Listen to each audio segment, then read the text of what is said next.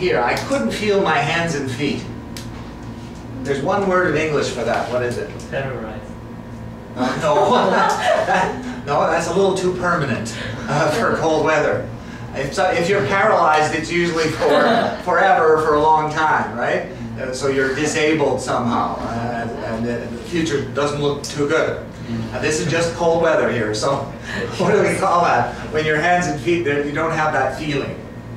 Frozen skin. No, no, it's one word in English. I see.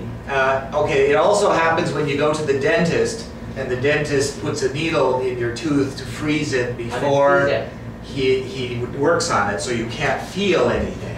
And after the dentist, you talk like this. You go, huh? No, that's the feeling. That's what happens to you. Starts with, I'll give you a clue, starts with N. No. Is that a word? Is that a word? No. Nervous. Numb. Numb. When you don't have any feeling in your hands or feet. Well, and also the dentist thing, when the dentist freezes your tooth before he works on it, your jaw goes numb. You don't have any feeling, right? It feels thick when you touch it, and there's no feeling. Numb. So that means when you get warmer, the numbness goes away. This is an adjective, huh? Numbness is the noun. It goes away. The numbness goes away when your body warms up, and the numbness goes away when the freezing goes away after the dentist. And the more you move your jaw after dentist, the faster it goes away. Okay? Now, she mentioned that her friend's apartment was on the outskirts of town. What do you think she meant? On the outskirts of town. Yeah. Outside? Countryside? Huh? Countryside. Okay. Remote the town. Remote? I-am. No. Isolated? Yeah, but where is the outskirts of town? Center. No. As far away from the town as you can go, the very edge of the town or city. It's extremely far away.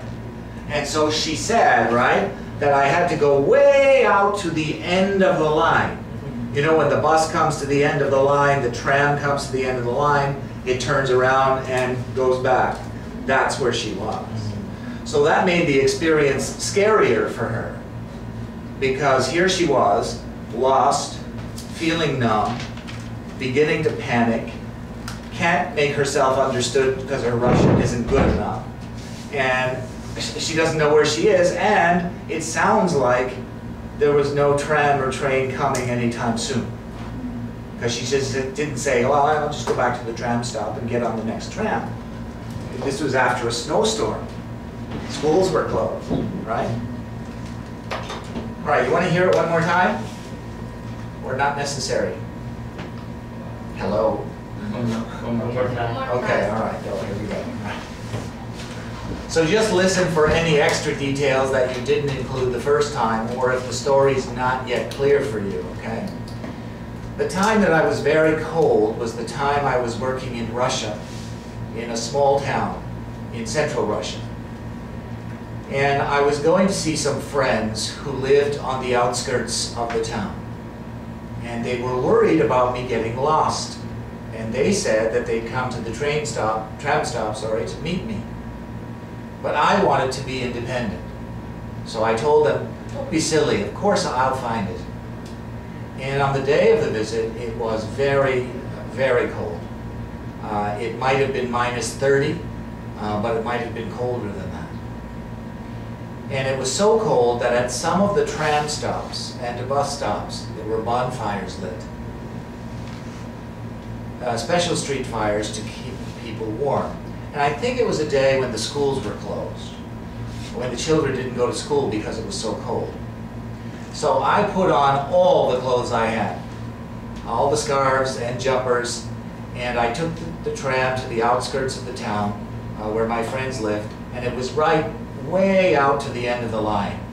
And I got off the tram, which was heated, into this cold, white world. And it was so cold that when you breathed in, little balls of ice formed in your nostrils, and you had to keep your scarf over your mouth and nose.